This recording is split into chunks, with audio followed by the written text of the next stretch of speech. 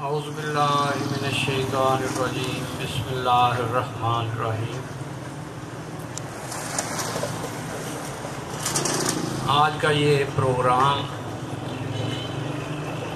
دو نسبتوں سے منعقد کیا جاتا ہے اور ہر سال کی طرح اس دفعہ بھی منعقد کیا جا رہا ہے۔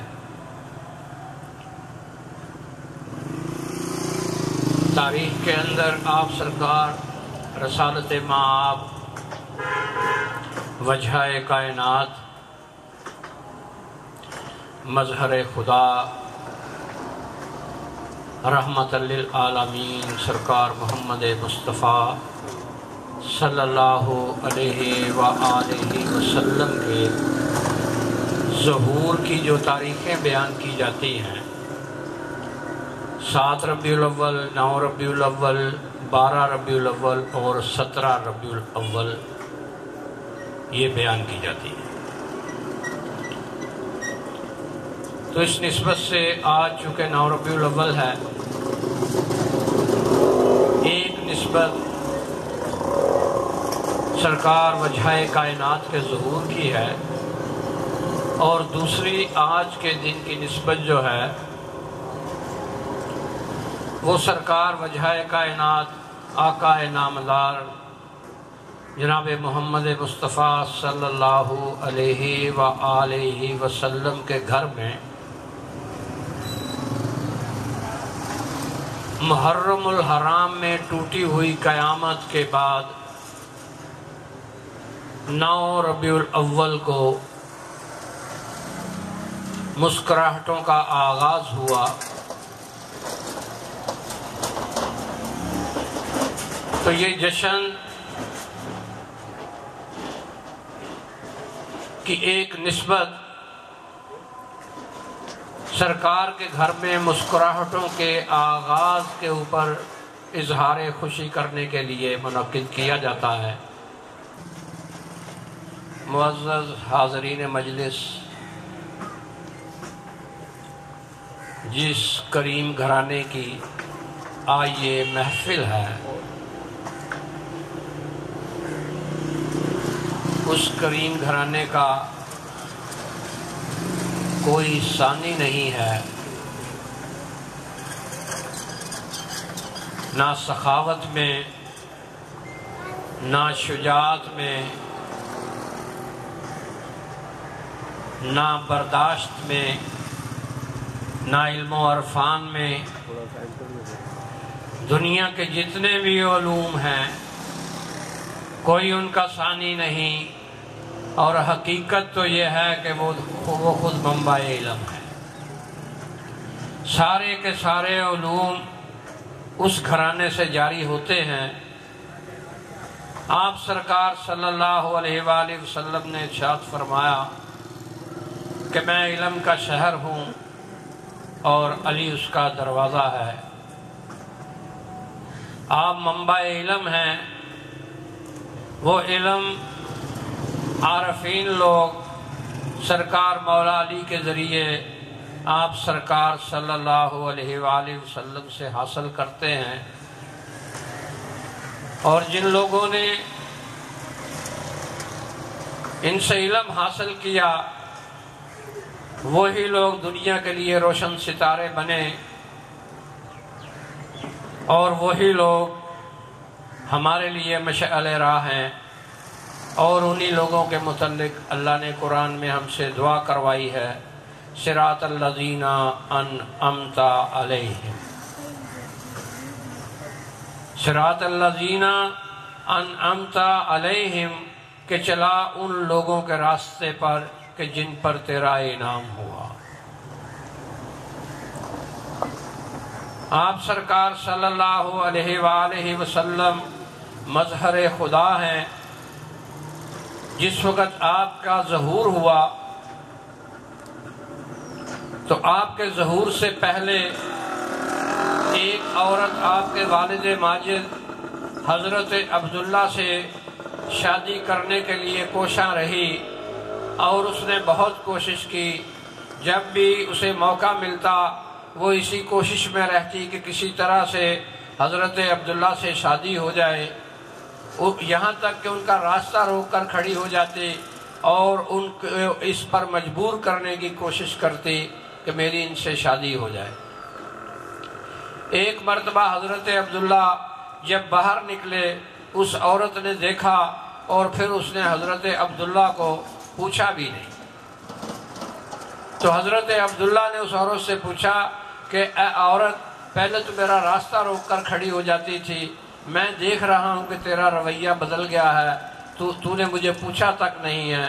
تو اس نے کہا کہ جس کے لیے میں شادی کرنا چاہتی تھی اب وہ نور تیری پیشانی میں نہیں ہے، اب وہ نور تیری پیشانی سے منتقل ہو گیا ہے۔ میں تو اس نور کی متلاشی تھی، میرے آباء و اجداد نے بتایا تھا کہ دنیا میں احمد آئے گا، تیرے ماتھے کے اندر میں اس احمد کا نور دیکھ رہی تھی اور میں چاہتی تھی کہ وہ احمد جو ہے وہ میرے ذریعے اس دنیا میں تشریف لائے۔ آپ سرکار صلی اللہ علیہ وآلہ وسلم جب اس دنیا میں تشریف لائے تو کیسر و کسریٰ اس وقت کی دنیا کی بڑی طاقت تھی، وہاں پر زلزلہ آیا اور اس کیسر و کسریٰ کے کنگرے گر گئے۔ وہاں پر جو نجومی تھے انہوں نے ان سے پوچھا گیا کہ یہ کیا ماجرا ہے، اس سے پہلے تاریخ میں کبھی ایسا نہیں ہوا۔ تو انہوں نے بتایا کہ اے بادشاہ، وہ ہستی اس دنیا میں آ گئی ہے کہ اب تیری جو بادشاہتیں ہیں ان کو زوال ہے اور جو آنے والا ہے اس کا عروج ہے۔ آپ سرکار صلی اللہ علیہ وآلہ وسلم نے آ کر انبیاء علیہ السلام کے مشن کو آپ نے پایا تکمیل تک پہنچایا۔ تمام انبیاء اسلام کے لیے آئے، تمام انبیاء نے اسلام پھیلایا اور آپ صلی اللہ علیہ وآلہ وسلم نے اس دین کو مکمل کر دیا۔ قرآن مجید کے اندر جو آیات کریمہ ہیں، ان آیات کریمہ کے اندر وحی کے ذریعے جو ہمیں سمجھایا گیا، جو ہمیں بتلایا گیا، اس کے اوپر غور و فکر ضروری ہے۔ آپ سرکار صلی اللہ علیہ وآلہ وسلم نے پہلی دعوت جسے دعوت ذوالعشیرہ کہتے ہیں، اس دعوت کے موقع پر آپ نے اللہ کا تعارف کروایا اور یہ بتایا کہ میں اللہ کا نبی ہوں۔ اور پھر اسی سلسلہ کے اندر مختلف آپ صلی اللہ علیہ وآلہ وسلم نے اعمال کیے اور مختلف آیات کی۔ یہاں یہ بھی آپ نے کہا کہ میرے لیے میرا اللہ کافی ہے، میرے لیے میرا اللہ کافی ہے۔ یہ آیات جو ہیں رسول اکرم نے اللہ کو منوایا اور اللہ نے ان کو آیات بنا کے بھیج دیا۔ پھر اسی طرح اللہ نے رسول اکرم کو منوایا، رسول اکرم نے منوایا اللہ کی اطاعت کرو، اللہ نے منوایا میرے رسول کی اطاعت کرو۔ اب جب رسول کی اطاعت کے لیے اللہ نے حکم دیا تو اللہ نے اطاعت کے لیے کس حد تک اللہ جو ہے وہ ہم کو لے کے گیا، اس کے اوپر تھوڑا غور و فکر کرنے کی ضرورت ہے۔ کیونکہ معاشرے میں یہ سنا جاتا ہے کہ بس اللہ کی اطاعت، بس اللہ کی اطاعت، صرف اللہ ہی کی اطاعت جو ہے وہ ہمارے لیے جو ہے وہ کامیابی کا ذریعہ نہیں ہے کہ صرف اللہ کی اطاعت۔ اللہ سے پوچھ لینا چاہیے کہ ہم نے کس کی اطاعت کرنی ہے، اللہ ہمیں بتائے گا۔ اللہ پاک نے قرآن کریم میں ارشاد فرمایا، جس کا ترجمہ یہ ہے کہ میری اطاعت کرو، واطیع اللہ، میرے رسول کی اطاعت کرو، اور تیسری اطاعت ہے اس کی اطاعت کرو کہ جو تم میں صاحب امر ہے۔ ایک دفعہ ایک صحابی نماز پڑھ رہے تھے، رسول اکرم صلی اللہ علیہ وآلہ وسلم نے صحابی کو آواز دی اور بلایا، تو صحابی نے تکبیر بلند کی تاکہ آپ سرکار کو پتہ چل جائے کہ میں نماز میں مصروف ہوں، بڑے کے سامنے کھڑا ہوں، بڑے کی حمد و ثنا کر رہا ہوں۔ تو اللہ پاک نے وحی بھیج دی کہ اے ایمان والو، میرا نبی جب بھی تمہیں بلائے فوراً دوڑے چلے آؤ، خواہ تم حالت نماز میں ہی کیوں نہ ہو، خواہ تم حالت نماز میں ہی کیوں نہ ہو، چاہے میرے آگے ہی کیوں نہ کھڑے ہو تم، چاہے میں نے ہی تمہیں بلایا ہو، بس میرا نبی جب بھی تمہیں بلائے فوراً دوڑے چلے آؤ۔ اس حد تک اللہ نے ہمیں اطاعت رسول کے اوپر حکم دیا ہے۔ اب دیکھ لینا چاہیے کہ اطاعت رسول کیا ہے۔ کیا صرف نماز اطاعت رسول ہے؟ کیا روزہ اطاعت رسول ہے؟ کیا حج اطاعت رسول ہے؟ کیا زکوٰۃ اطاعت رسول ہے صرف؟ یا کیا جہاد اطاعت رسول ہے صرف؟ اطاعت رسول کا مطلب یہ ہے کہ ہم ان کے ہر حکم کی اطاعت کریں، جس طرف رسول اکرم ہمیں لے کے جاتے ہیں ہم اس طرف چلیں۔ آپ سرکار صلی اللہ علیہ وآلہ وسلم نے فرمایا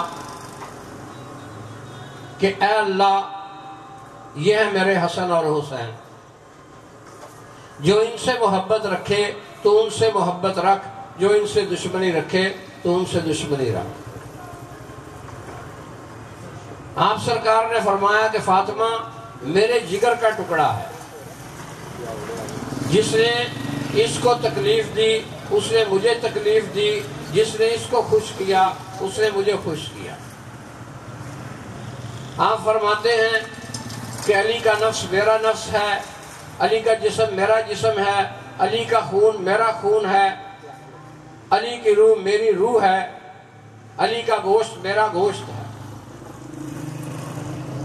اب یہ جس طرف سرکار لے کے جا رہے ہیں، اگر ہم ان کے پیچھے پیچھے جائیں گے تو ہم یقیناً کامیاب ہو جائیں گے، اور اگر درمیان میں ہم اپنی مرضی کریں گے تو یقیناً ناکام ہوں گے۔ اور یہ روایات تمام مکتبہ فکر کی کتابوں میں موجود ہیں۔ ایسا نہیں ہے کہ یہ کسی خاص مکتبہ فکر کی کتابوں میں موجود ہیں، یہ سب کی کتابوں میں یہ روایات موجود ہیں۔ اور حضرات صحابہ کرام رضوان اللہ تعالی علیہ اجمعین نے اس کے اوپر عمل کر کے اطاعت رسول کر کے ہمیں بتایا ہے کہ اس طرح سے اطاعت رسول کی جاتی ہے۔ ایک دفعہ حضرت ابو بکر صدیق رضی اللہ عنہ آپ سرکار صلی اللہ علیہ وآلہ وسلم کے گھر گئے تو وہاں پر انہوں نے دیکھا کہ سرکار مولا علی وہاں پر تشریف فرما ہے۔ حضرت ابو بکر صدیق رضی اللہ عنہ نے آپ سرکار صلی اللہ علیہ وآلہ وسلم کا چہرہ مبارک پہلے دیکھا اور پھر اس کے بعد سرکار مولا علی کا چہرہ دیکھنا شروع کر دیا۔ ام المومنین حضرت عائشہ صدیقہ نے کہا کہ ابا حضور، یہ آپ رسول اکرم کی موجودگی میں علی کا چہرہ دیکھے جا رہے ہیں؟ تو حضرت ابو بکر صدیق نے کہا کہ بیٹی، یہ آپ سرکار صلی اللہ علیہ وآلہ وسلم نے ہی فرمایا ہے کہ علی کا چہرہ دیکھنا عبادت ہے، تیرا باپ اپنی عبادت میں مصروف ہے، تیرا باپ اپنی عبادت میں مصروف ہے۔ صحابہ کرام کو پتا چلا تو انہوں نے پوچھا یا رسول اللہ، ہم نے یہ سنا ہے کہ علی کا چہرہ دیکھنا عبادت ہے، جو علی کا چہرہ نہ دیکھ سکے تو آپ سرکار نے فرمایا علی کی قبر دیکھنا بھی عبادت ہے۔ علی جس راستے سے گزر جائے اس راستے کو دیکھنا بھی عبادت ہے۔ آپ نے فرمایا کہ علی کا ذکر ہی عبادت ہے، علی کی محبت ہی عبادت ہے۔ تو یہ ہمیں یعنی وہ صحابہ کرام کہ جن کے ناموں سے ہم خوب اچھی طرح سے واقف ہیں اور جو رسول اکرم صلی اللہ علیہ وآلہ وسلم کے بہت قریب تھے، ان سے یہ روایت ہے۔ اسی طرح حضرت ابو بکر صدیق رضی اللہ عنہ کہتے ہیں کہ قیامت کے دن کوئی شخص اس وقت تک پل صراط پار نہیں کر سکے گا جب تک اس کے پاس علی ابن ابی طالب کا پروانہ نہیں ہوگا۔ آپ سرکار صلی اللہ علیہ وآلہ وسلم نے ایک دفعہ حضرت ابو بکر صدیق رضی اللہ عنہ سے پوچھا کہ ابو بکر تم مومن اور منافق کی پہچان کیسے کرتے ہو؟ تو انہوں نے کہا کہ یا رسول اللہ ہم ذکر علی چھیڑ لیتے ہیں، جو ذکر علی سے خوش ہو جائے ہم یہ سمجھ لیتے ہیں مومن ہے، اور جو ذکر علی سے جس کے ماتھے پر بل پڑ جائے ہم یہ سمجھ لیتے ہیں کہ یہ منافق ہے۔ نعرہ تکبیر، نعرہ تکبیر، نعرہ رسالت، نعرہ رسالت، نعرہ حیدری، نعرہ حیدری۔ تو انہوں نے کہا کہ ہم یہ سمجھ لیتے ہیں کہ جس کے ماتھے کے اوپر بل پڑ جائے وہ منافق ہے۔ حضرت عمر خطاب رضی اللہ عنہ کہتے ہیں کہ ایسا دن نہ آئے کہ مجھ پر کوئی مشکل آئے اور علی نہ ہو۔ حضرت عمر خطاب رضی اللہ عنہ کہتے ہیں کہ میں چاہتا ہوں کہ ایسا نہ ہو کہ مجھ پر کوئی مشکل پڑے اور علی نہ ہو۔ اور پھر انہوں نے کئی دفعہ کہا کہ اگر علی نہ ہوتا عمر ہلاک ہو جاتا، اگر علی نہ ہوتا عمر ہلاک ہو جاتا۔ تو جناب محترم حضرات صحابہ کرام نے اپنے کردار سے جو ہے انہوں نے ثابت کیا ہے کہ یہ آل رسول جو ہیں ان کا پلہ پکڑے بغیر ہم نجات نہیں پا سکتے، کیونکہ وہ اس بات کو جانتے تھے کہ یہ گھر والے ہیں، یہ گھر والے ہیں اور ہم اس در پر بیٹھنے والے ہیں۔ اس لیے انہوں نے ایک مشہور واقعہ ہے کہ حضرت عمر خطاب اس وقت خلیفہ تھے، تو ان کا بیٹا عبداللہ وہ کھیل رہا تھا حضرت امام حسن اور امام حسین کے ساتھ۔ تو حضرت امام حسن نے اس کو کہا کہ تو ہمارے غلام کا بیٹا ہے، تو اس نے آگے شکایت کی کہ ابا جی حسن نے کہا کہ تو ہمارے غلام کا بیٹا ہے۔ آپ نے کہا کہ بیٹا کیا تو سچ کہہ رہا ہے؟ اس نے کہا ابا جی بالکل سچ کہہ رہا ہوں۔ انہوں نے کہا بیٹا اگر تو سچ کہہ رہا ہے جا کے لکھوا کے لیا۔ اچھا وہ گیا، جا کے اس نے کہا جی لکھ دیں کہ میں آپ کے غلام کا بیٹا ہوں۔ آپ نے لکھ دیا، جو کتابوں میں درج ہے میں وہ کہہ رہا ہوں، میں اپنے پاس سے کچھ نہیں کہہ رہا۔ انہوں نے لکھ دیا اور لا کے انہوں نے کہا کہ ابا حضور یہ ہے لکھا ہوا، دیکھ لیں۔ اب تو آپ کو یقین آ گیا کہ انہوں نے مجھے یہ کہا ہے۔ آپ نے کہا دیکھا، آپ نے کہا اچھا اس کو محفوظ رکھنا، کل جب عمر اس دنیا سے چلا جائے اور اس کو لحد میں اتارنے لگو تو یہ ٹکڑا کاغذ کا نہیں ہے، یہ پروانہ ہے نجات کا، قبر اور آخرت کی نجات کا، اس کو میرے کفن میں رکھ دینا۔ تو یہ صحابہ کرام نے اپنے کردار سے ثابت کیا کہ اہل بیت رسول آل رسول اور ہیں، ہم اور ہیں۔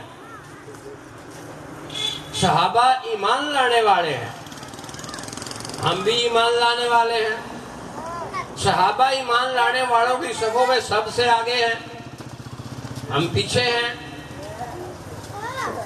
مگر صحابہ نے جو کردار سے ثابت کیا، اگر ہم صحابہ کرام کو واقعتاً مانتے ہیں تو ہمیں بھی یہ چاہیے نا کہ جو صحابہ کرام نے کردار ادا کیا ہے، جس گھر کو انہوں نے خود مانا ہے ہم بھی اس گھر کو مانیں۔ اگر ہم اس گھر کو مانیں گے تو ہماری نجات ہوگی، اگر ہم اس گھر کو نہیں مانیں گے تو پھر ہم صحابہ کے نقش قدم پر نہیں۔ نگاہ مرد مومن سے بدل جاتی ہیں تقدیریں، گر ہو ذوق یقین پیدا تو کٹ جاتی ہیں زنجیریں۔ یہ شعر حضرت علامہ محمد اقبال صاحب نے لکھا ہے، اور یہ شعر قرآن مجید کی آیات کی تفسیر ہے۔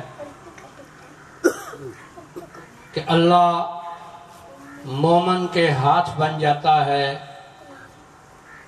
اللہ مومن کے پاؤں بن جاتا ہے، اللہ مومن کے کان بن جاتا ہے، اللہ مومن کی زبان بن جاتا ہے۔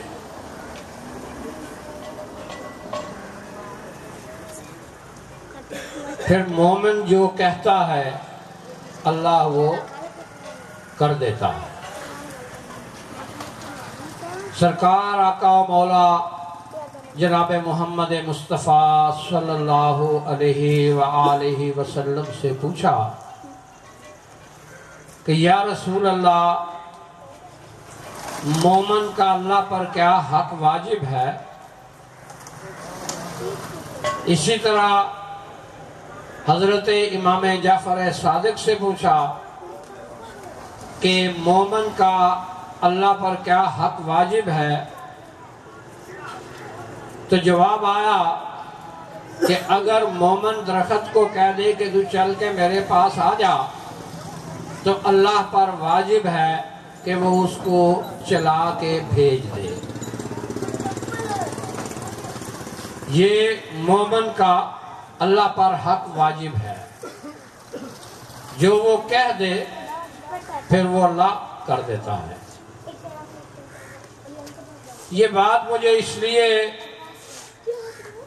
کرنی پڑی کیونکہ ہمارے معاشرے میں یہ کہا جاتا ہے کہ اللہ کے سوا کوئی کچھ نہیں کر سکتا، اللہ ہی حاجت روا ہے، اللہ ہی مشکل کشا ہے۔ اس میں تھوڑا سا فرق ہے، بے شک اللہ ہی حاجت روا ہے، اللہ ہی مشکل کشا ہے۔ اس میں فرق یہ ہے کہ وہ اول ہے، وہ اول حاجت روا ہے، وہ اول مشکل کشا ہے۔ اس نے اپنی اس حاجت روائی مشکل کشائی کی جو طاقت جس کو دی ہے، وہ اس طاقت سے حاجت روائی بھی کرتا ہے اور مشکل کشائی بھی کرتا ہے۔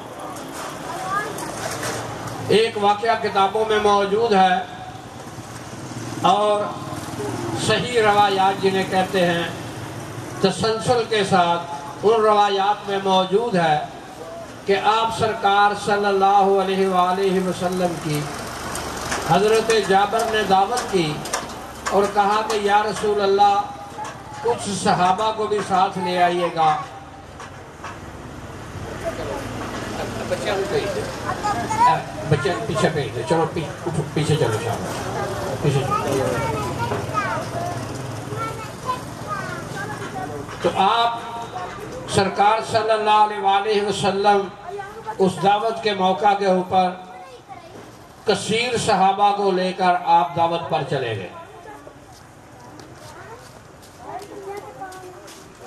جس وقت حضرت جابر جو ہیں ان کے گھر پہنچے،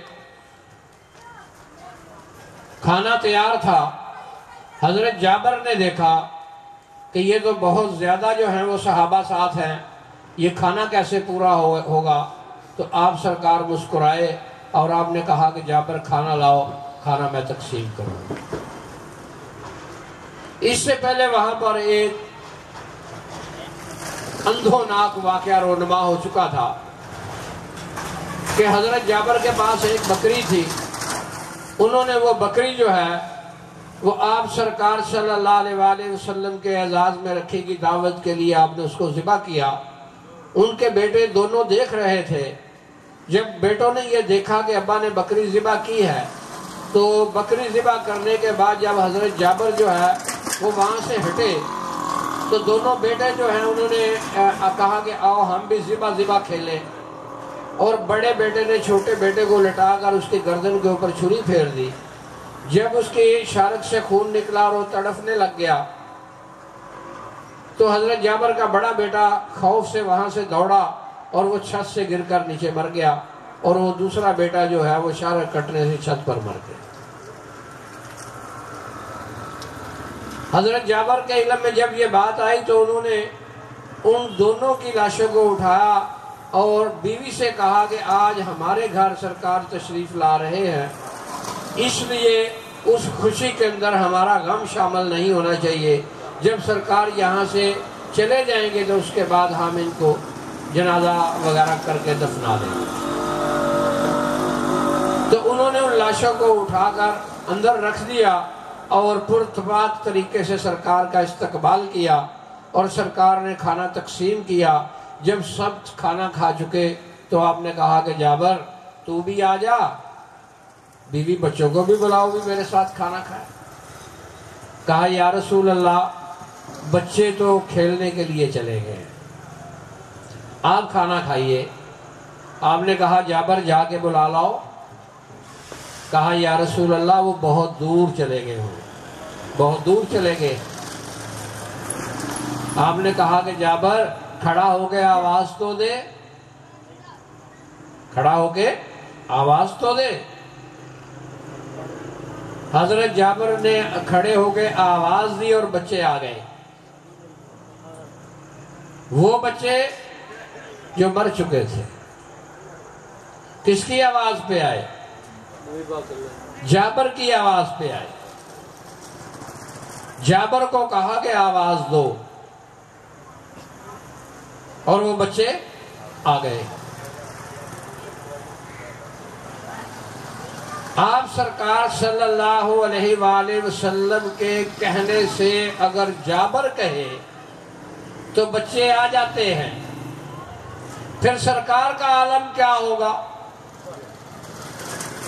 یہ صحابہ کا عالم ہے کہ رسول کہیں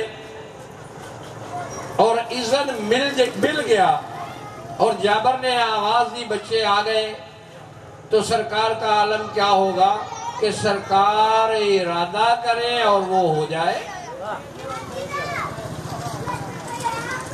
سرکار نے ہی ارادہ کیا نا کہ جابر کے بچے آ جائیں، اور سرکار نے کہا جابر آواز دو، آواز دی، جابر کے بچے آ گئے۔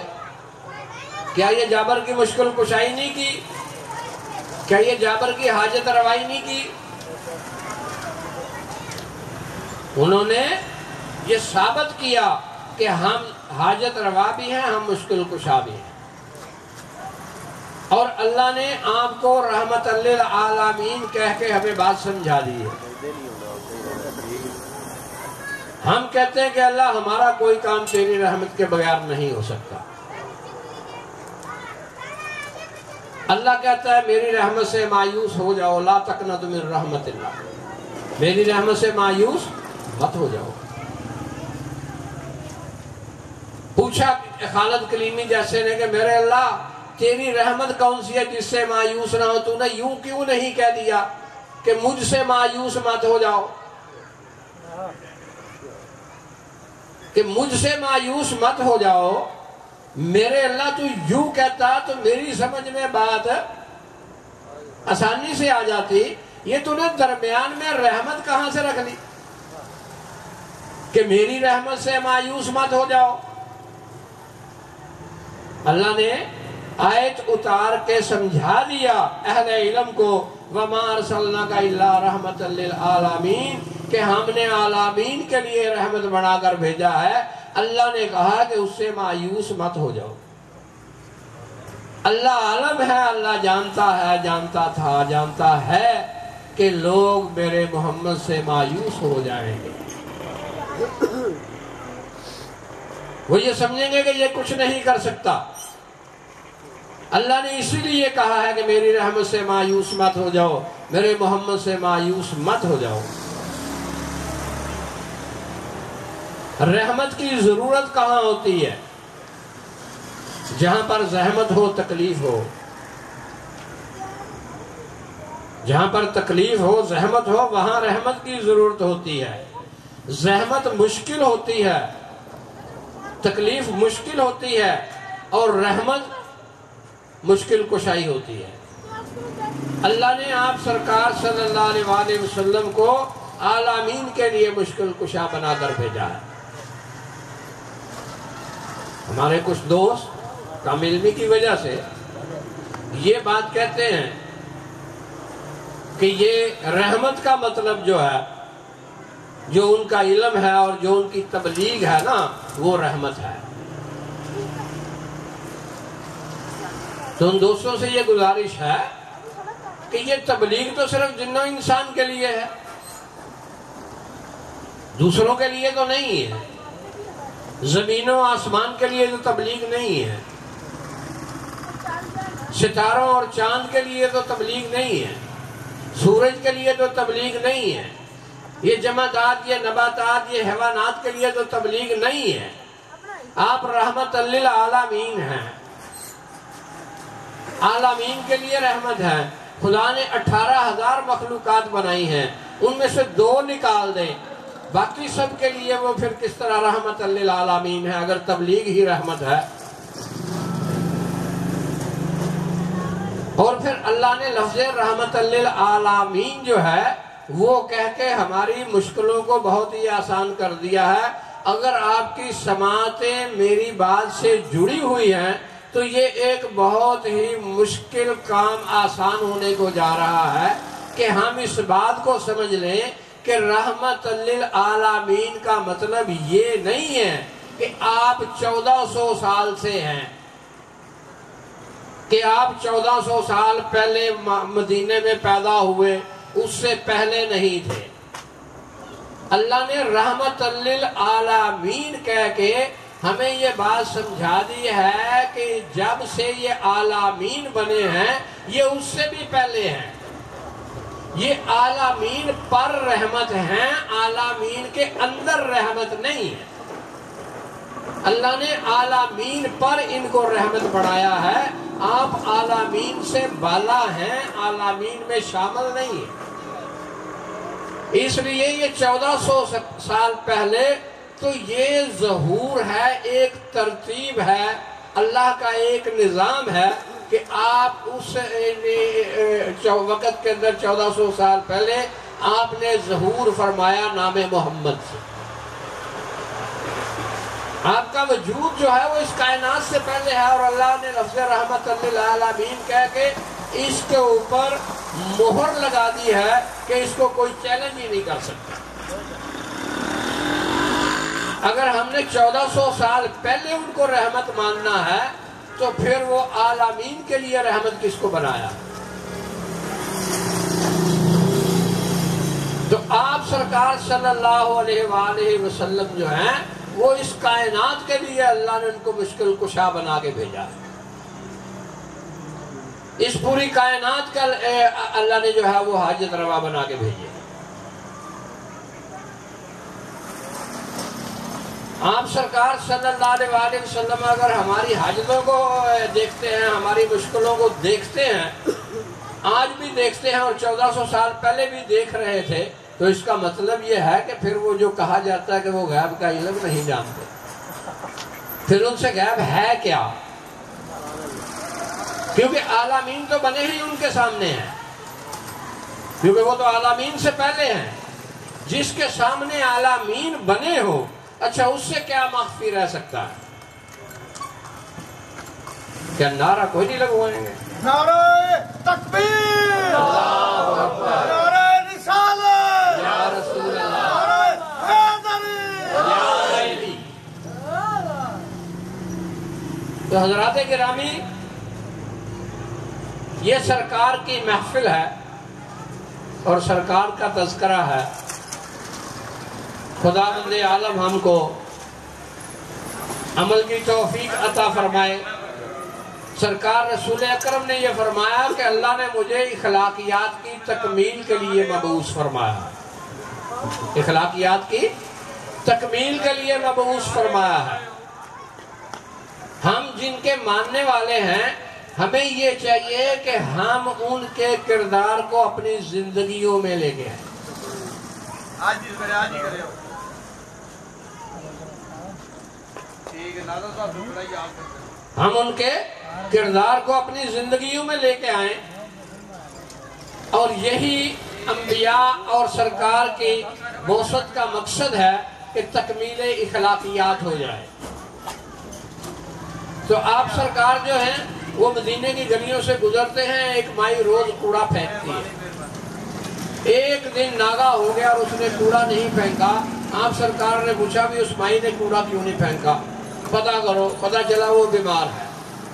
آپ نے کہا چلو اس کے گھر چلتے ہیں. آپ اس کے گھر چلے گئے. وہاں جا کے پتا کیا تو وہ بیمار تھی. آپ نے بخار کو کہا کہ چل نکل یہاں سے. بخار اتر گیا. آپ نے مائی کو کہا کہ تو کوڑا اکٹھا کر, محمد انتظار کرتا ہے, میں نیچے سے گزروں گا تو کوڑا پھینک لینا. اس نے کہا بس سرکار اب نہیں. اور وہ اسلام میں داخل ہو گئی. آپ سرکار کے پاس مسجد نبوی میں جو شخص جو سوال لے کے آیا, بھوکا کھانے کے لیے آیا, بے لباس لباس کے لیے آیا, بیمار دوائی کے لیے آیا, علم والا علم لینے کے لیے آیا, بے روزگار روزگار کے لیے آیا, جو جس مقصد کو بھی لے کے آیا, جس سوال کو لے کے آیا, آپ سرکار نے اس کے سوال کو پورا کیا. اور یہی ہمیں درس دیا کہ کم از کم جو تم کر سکتے ہو کسی کے لیے وہ ضرور کرو. آپ نے فرمایا سارے مسلمان آپس میں بھائی بھائی ہیں, ایک جسم ہے, ایک جان ہے. جب ہم ایک جسم ہیں, ایک جان ہے, تو پھر ہمیں چاہیے کہ ہم ایک دوسرے کا خیال بھی رکھیں تاکہ ہم اس دن وہاں جا کے سرخرو ہو سکیں کہ ہم آپ کے احکامات پر عمل کر کے آئے ہیں.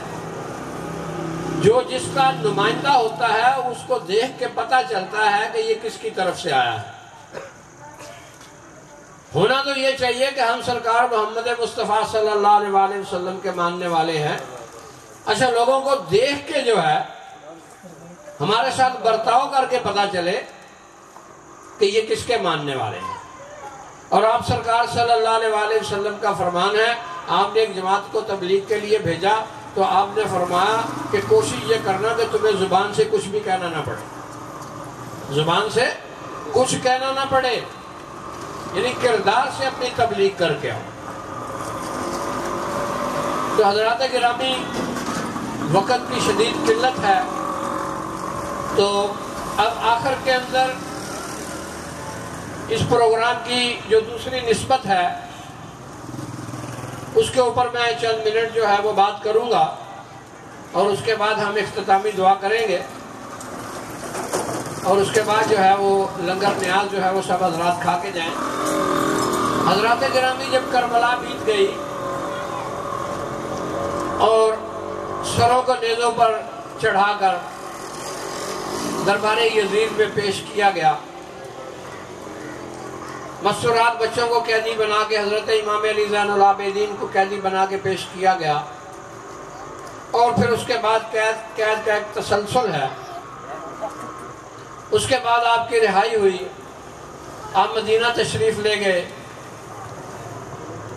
اسی عرصے کے اندر محبان اہل بیت, بلکہ فخر محبان اہل بیت امیر مختار سقفی جو ہیں, انہوں نے قیام کیا اور محبین اہل بیت کو اکٹھا کیا, اور یزیدیوں کو انہوں نے تحقیق کیا, ان کے سر اتارے, یہاں تک کہ ان کو اگر یہ پتہ چلا کہ فلاں آدمی نے صرف یہ مشورہ دیا تھا کہ اس کا سر اس جگہ سے کاٹو, تو انہوں نے اس کا بھی سر جو ہے وہ کاٹ کر نیزوں پر چڑھایا. اور امیر مختار سقفی ان یزیدیوں کے سر لے کے مدینہ پہنچے. 7 ربیع الاول کو مدینہ پہنچے, تو وہاں جا کر آپ نے پڑاؤ کر لیا, اور پھر چونکہ وہ جانتے تھے, ان کا عمل جو ہے وہ ثابت کرتا ہے کہ وہ یہ جانتے تھے کہ 8 ربیع الاول کو چونکہ حضرت امام حسن عسکری جو ہے ان کی شہادت ہے, تو میں اس شہادت کے موقع کے اوپر یہ سر لے کے پیش نہیں ہو سکتا. تو وہ یعنی گزشتہ دن جو گزرا وہ 8 ربیع الاول تھی, تو وہ 8 ربیع الاول کو مدینے میں تھے, مگر سرکار مولا حضرت امام علی زین العابدین کے حضور میں وہ سر لے کے پیش نہیں ہوئے. 9 ربیع الاول کو آپ نے پیغام بھیجا کہ مختار سقفی تعزیت کے لیے حاضر ہونا چاہتا ہے، تو سرکار مولا حضرت امام علی زین العابدین نے اجازت دی اور آپ ان سروں کو لے کے حاضر ہوئے۔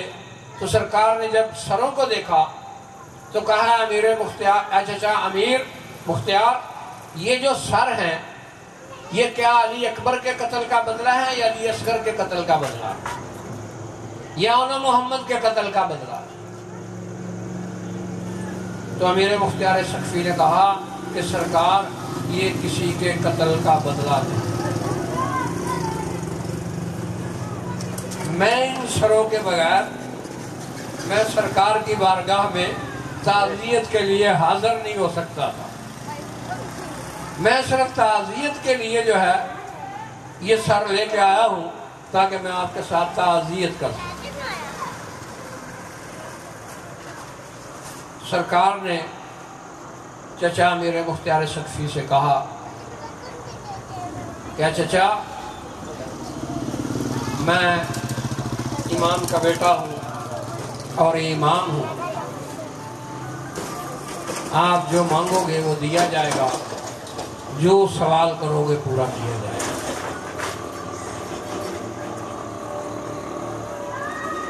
حیران ہوں میں اس امیر مختار سقفی پر کہ وہ کتنا معرفت والی شخصیت تھی کہ اگر میں وہاں پہ ہوتا مجھ سے کہا جاتا تو میں ان سے کہتا کہ سرکار میں یہ مانگتا ہوں کہ ان کے اوپر میری حکمرانی قائم رہے اور میں یزیدیوں کو اسی طرح سے قتل کرتا رہوں اور آپ کی محبت جو ہے میں اس کو نافذ کروں۔ امیر مختار سقفی نے یہ نہیں کہا، انہوں نے کہا کہ سرکار پھر میں جو مانگتا ہوں، جو سوال کرتا ہوں وہ یہ ہے کہ جب سے کربلا بیتی ہے اس گھر کی عورتوں نے، مردوں نے سوگ کا لباس نہیں اتارا،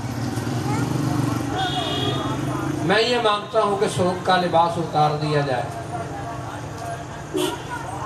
اس گھر والے چھاؤں میں نہیں بیٹھے، میں یہ مانگتا ہوں کہ گھر والے چھاؤں میں بیٹھے، اس گھر والوں نے ٹھنڈا پانی نہیں پیا، میں یہ مانگتا ہوں کہ ٹھنڈا پانی پیا جائے، مجھے بھی پلایا جائے، اس گھر میں آج تک چولہا نہیں جلا، میں یہ چاہتا ہوں کہ یہ چولہا بھی جلے، کھانا بھی پکے اور مجھے بھی کھلایا جائے، اور اس گھر کے اندر آج تک کسی کے چہرے پر کربلا بیتنے کے بعد مسکراہٹ نہیں آئی، میں یہ چاہتا ہوں کہ آپ کے چہروں پر مسکراہٹ۔